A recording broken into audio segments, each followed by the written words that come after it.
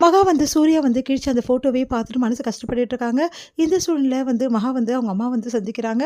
அப்போ கோடீஸ்வரி சொல்றாங்க, "இங்க பாரு மகா, சொன்னா கேளு. உன் வாழ்க்கைய நீ தாம்மா சரிப்படுத்திக்கணும். புரியுதா? நீ தப்பு பண்ணிட்ட. அதுலேருந்து கண்டிப்பா வந்து நீ மீண்டு வந்தே ஆவணும். வேற வழி கிடையாது. நீ எப்படியாவது வந்து எல்லாருக்கும் நீ புரிய வைக்கணும். மெயினா மாப்பிள்ளைக்கு நீ புரிய வைக்கணும். நீ வந்து அங்க எல்லார்கிட்டயுமே வந்து பழைய மாரி இரும்மா. அவங்க உன்ன எப்படி நடத்துனாலும் பரவால்ல." அப்படின்ற மாரி சொல்லி அட்வைஸ் பண்ணிட்டு இருக்காங்க. சரின்னு சொல்லிட்டு மகாவும் முடிவெடுக்கிறாங்க. அடுத்து மகா தாத்தா, பாட்டி வந்து பார்க்குறாங்க. பார்த்தா அவங்க வந்து அப்படியே வந்து சாப்பிடாம மனசு கஷ்டத்தோட இருக்காங்க. "ஏன் நான் குடுத்தா சாப்பிட மாட்டீங்களா? சாப்பிடுங்க" அப்படின்னு சொல்றாங்க. "இல்லம்மா உன் மேல எந்த எந்த கோவமும் எனக்கு கிடையாது. நாங்க சாப்பிட்றோம்" அப்படின்னு சொல்லிட்டு அவங்க சாப்பிட்றாங்க. இத பார்க்குற சூர்யா வந்து தேங்க்ஸ் அப்படின்னு சொல்றாரு. அவங்க சாப்பிடலன்னு எனக்கு கஷ்டமா இருந்தது. நீ நல்ல காலம் சாப்பிட வச்சுட்ட அப்படின்றாரு. இதுக்கு எனக்கு எதுக்குங்க தேங்க்ஸ் சொல்றீங்க? இங்க பாருங்க இதெல்லாம் என்னோட கடமைங்க அப்படின்னு சொல்லிட்டு போறாங்க. அடுத்து வந்து சூர்யா வந்து சாப்பிடாம மனசு கஷ்டப்பட்டு அப்படியே வந்து ரூம்லயே இருக்காரு.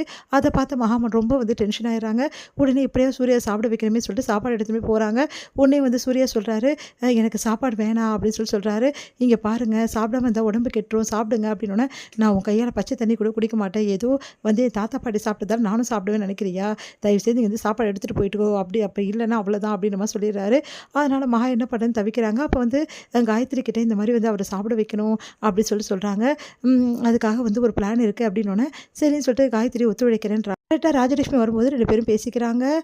சூர்யா கண்டிப்பா சாப்பிடவே மாட்டாரு. எனக்கு நல்லா தெரியும். அவரு சாப்பிட மாட்டாரு அப்படின்ற மாரி சொல்றாங்க. அவங்க அம்மா குடுத்தா சாப்பிட மாட்டாரு. கண்டிப்பா வந்து ராஜலட்சுமி அக்கா குடுத்தா கண்டிப்பா சூர்யா சாப்பிடுவான் அப்படின்னோனே, இல்ல, இல்ல எனக்கு என்னமோ நம்பிக்கை கிடையாது" அப்படின்றாங்க. "என்னது என்ன நம்பிக்கை இல்ல?" அப்படின்னு சொல்லிட்டு ராஜலட்சுமி சொல்றாங்க.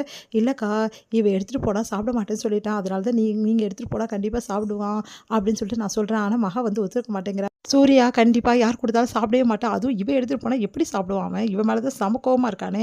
ஆனா என் புள்ள நான் குடுத்தா சாப்பிடுவான். அப்படின்னு சொல்லிட்டு சாப்பாடு எடுத்து மகா குடுக்குறாங்க. "ஒண்ணும் தேவையில்ல. நான் எடுத்துப்பேன்" அப்படின்னு சொல்லிட்டு எடுத்துட்டு போறாங்க.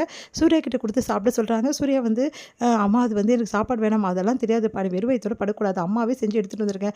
"அப்படியாம்மா நீங்களா செஞ்சீங்க?" "ஆமா நான் தான் செஞ்சேன்" அப்படின்னோனே, சரின்னு சொல்லிட்டு சூர்யாவும் அந்த சாப்பாட ஊட்டிக்கிறாரு. இவங்க 2 பேரையும் பார்த்து மகா சந்தோஷப்படுறாங்க. "ஓ! நல்ல மனசுக்கு கண்டிப்பா சீக்கிரமாவே வந்து இவங்க 2 பேரும் உன்ன புரிஞ்சுப்பாங்க மகா. கவலைப்படாத" அப்படின்னு சொல்லிட்டு காயத்ரி வந்து அவங்களுக்கு ஆறுதல் சொல்றாங்க. அடுத்து வந்து மகா வந்து ரொம்ப சந்தோஷமா படுக்க போறாங்க.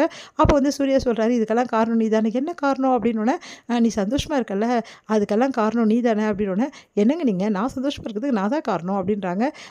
அதுக்கு தான். நீ இப்ப சந்தோஷமா இருக்கல்ல, அதுக்கு என்ன காரணம்?" "என்ன காரணம்? நான் சாப்பிட்டது தானே காரணம்."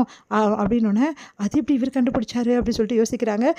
"நீ வந்து எப்படியோ பிளான் பண்ணி என்ன சாப்பிட வச்சுட்டல்ல, உனக்கு இது தானே சந்தோஷம். அதுக்காக தான் ரொம்ப சந்தோஷமா இருக்க." அப்படின்னோம். "அதெல்லாம் ஒண்ணும் இல்லையே, எனக்கு நல்லா தெரியும். நீ தான் சமைச்ச, நீ தான் வந்து சாப்பாடு குடுத்து அனுப்பிச்சேன்னு" சொல்லிட்டு, "அப்போ நான் சமைச்சு சாப்பிட்டு தெரிஞ்சே சாப்பிட்டீங்களா? என்னால நம்பவே முடியல. நான் ஒண்ணும் உனக்காக சாப்பிடல புரியுதா? என் அம்மாக்காக தான் சாப்பிட்டேன்" அப்படின்னு சொல்லிட்டு போய் படுக்குறாரு. உடனே வந்து ரொம்ப சந்தோஷப்படுறாங்க. மகா பரவால்ல நம்ம கையால சாப்பிட்டுட்டாரு. இது போதும். கொஞ்சம் கொஞ்சமா இவர் மனச நம்ம கண்டிப்பா கரைய செஞ்சுடுவோம். கண்டிப்பா மாறிடுவாரு அப்படின்னு சொல்லிட்டு நம்புறாங்க.